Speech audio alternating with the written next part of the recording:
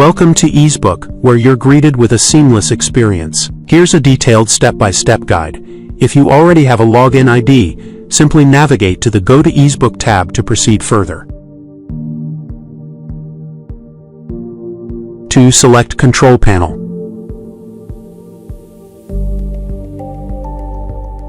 To select Setup. To select Module-wise Setup. Select HRM Setup. To select Employee Info.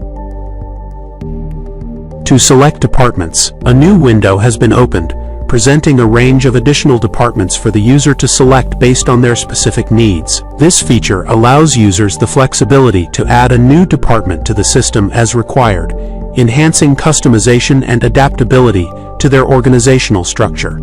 To click New Department, the user needs to input the name of the new department they wish to add. Click to Create Department. If the user wishes to modify the name of the department later on, they can do so by navigating to the Edit tab. Any changes made will then be reflected in the department list. The user can also switch the department between active and inactive statuses by tapping on the Status tab.